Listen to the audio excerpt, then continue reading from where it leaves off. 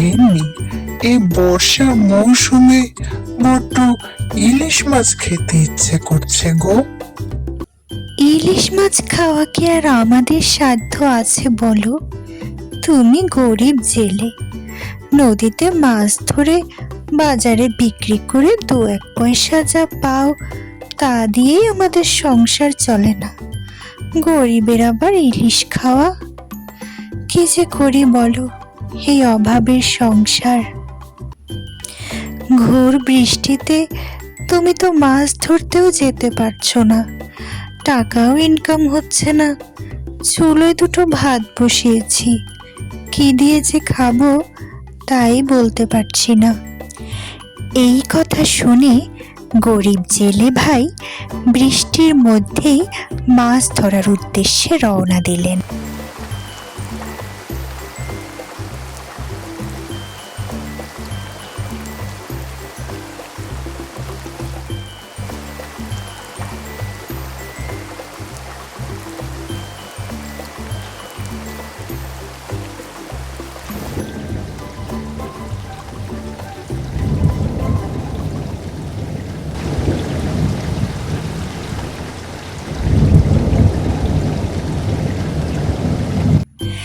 বৃষ্টি থেমে গিয়ে আকাশে ঝা চকচকে রোদ উঠল।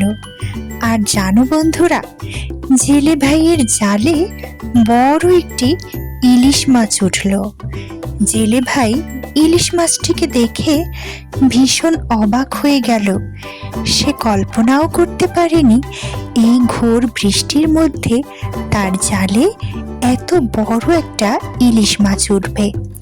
জেলে ভাই ভীষণ খুশি হলো।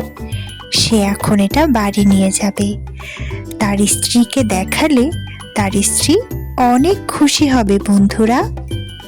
আর জেলে ভাই তৃপ্তি করে তার মনের আশা পূরণ করতে পারবে। সে ইলিশ ভাজা দিয়ে ভাত খেতে পারবে এই বর্ষার মৌসুমে। বন্ধুরা, তাহলে চলো দেখি জেলে ভাই শেষমেশ মাছটিকে নিয়ে কি করে।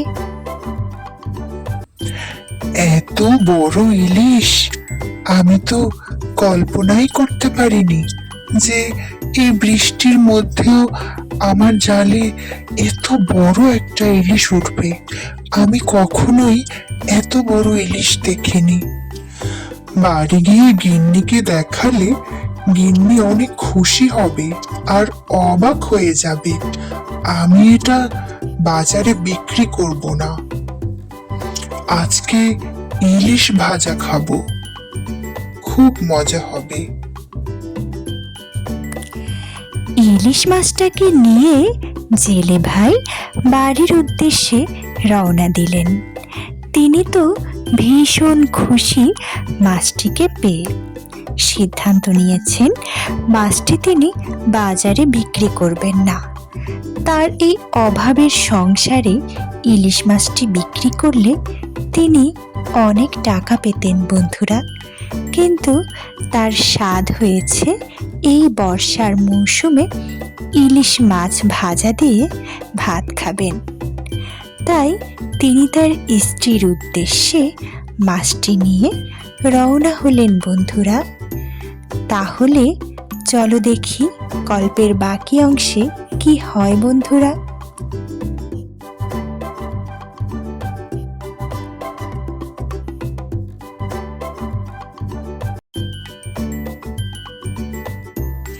গিন্নি, দেখো দেখো, নদীতে কত বড় একটা ইলিশ মাছ পেয়েছি গিন্নি। এই শীঘ্র এটা ভেজে দাও দেখি গিন্নি। এই বর্ষার মৌসুমে ইলিশ ভাজা খেতে যে মজা লাগবে। ও মা, সত্যি তো অনেক বড় ইলিশ গো! কিভাবে ধরলে এত বড় ইলিশ এই বর্ষার মৌসুমে?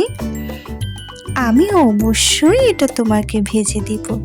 তুমি খাওয়ার জন্য শখ করেছ, তোমার শখের কথা সৃষ্টিকর্তা নিশ্চয়ই শুনেছেন। তাই তিনি খুশি হয়ে তোমার জন্য এত বড় ইলিশটা পাঠালেন। তাই তো তোমার জালে এটা ধরা পড়ল। আমি এটা নিশ্চয়ই তোমার জন্য রান্না করে দিচ্ছি। বুঝলে গিন্নি, মানে সাথে একটু খিচুড়িও পারলে রান্না করো, বুঝলে? এই বর্ষার দিনে খিচুড়ি আর গরম গরম ইলিশ ভাজা সেই লাগবে, বুঝলে গিন্নি? দেখি দেখি, তাড়াতাড়ি করো, আমার যে আর তোর সইছে না। জেলে ভাই আর তার বউ খিচুড়ি আর মাছ ভাজা তৃপ্তি করে খেলো বন্ধুরা। জেলে ভাই আর তার বউ ভীষণ খুশি হলো বন্ধুরা। পরের দিন সকালবেলা এক অদ্ভুত ঘটনা হলো বন্ধুরা। জেলে ভাইদের বাড়ির সামনের গাছে প্রচুর ইলিশ মাছ ধরেছিল। গাছে মাছ ধরে এটা দেখে তারা অবাক হলো বন্ধুরা। তারা তো চিন্তাই করতে পারছে না যে ইলিশ মাছের গাছ বন্ধুরা, গাছে অনেকগুলো ইলিশ মাছ। তোমরাও নিশ্চয়ই অবাক হয়েছো বন্ধুরা, তাই না? এটা কি দেখছি গো, এই যে ইলিশ মাছের গাছ, আমাদের উঠোনের গাছে এত এত ইলিশ মাছ ধরেছে। এ তো অবাক করা কাণ্ড। এ কি কেরামতি! নিশ্চয়ই ওই ইলিশ মাছটা জাদুর ইলিশ ছিল, তাই তো ওটা বাড়িতে আনাতেই আমাদের বাড়ির সামনের গাছে এত ইলিশ মাছ ধরলো। এ তো ভীষণ খুশির বিষয়। আমরা এখন এই ইলিশ বিক্রি করে অনেক ধনী হয়ে যেতে পারবো। হ্যাঁ, এই যে দেখছি জাদুর ইলিশ। ওই ইলিশ মাছটা অবশ্যই জাদুর ইলিশ ছিল, তাই তো আমাদের বাড়ির সামনের গাছে এরকম ইলিশ ধরেছে। এটা তো জীবনেও দেখিনি আমি। এ তো এক অদ্ভুত কেরামতি। আমরা এখন এই মাছগুলো বাজারে বিক্রি করে অনেক অর্থ উপার্জন করতে পারবো। আমাদের আর কোনো অর্থ কষ্ট থাকবে না। জানো বন্ধুরা, তারপরে জেলে ভাই ঝুড়ি ভরে ইলিশ মাছগুলো বাজারে নিয়ে বিক্রি করলেন। তিনি অনেক অর্থ পেলে বন্ধুরা। এরপর থেকে জেলে ভাইয়ের আর কোনো অভাব থাকলো না বন্ধুরা। তিনি তার ইলিশ মাছের গাছ থেকে ইলিশ নিয়ে বাজারে বিক্রি করতেন বন্ধুরা। তাকে আর কষ্ট করে নদীতে গিয়ে মাছ ধরতে হলো না বন্ধুরা। জেলে ভাইয়ের অবস্থার পরিবর্তন হলো। তারা সুখে শান্তিতে বসবাস করতে লাগলো বন্ধুরা। তোমাদের যদি আমাদের গল্পটি ভালো লাগে বন্ধুরা, তাহলে অবশ্যই লাইক করো। আর এরকম মজার মজার গল্প আরও পেতে চাইলে আমাদের সাথেই থাকো। সেজন্য সাবস্ক্রাইব করো বন্ধুরা। তোমরা সবাই ভালো থেকো। টাটা।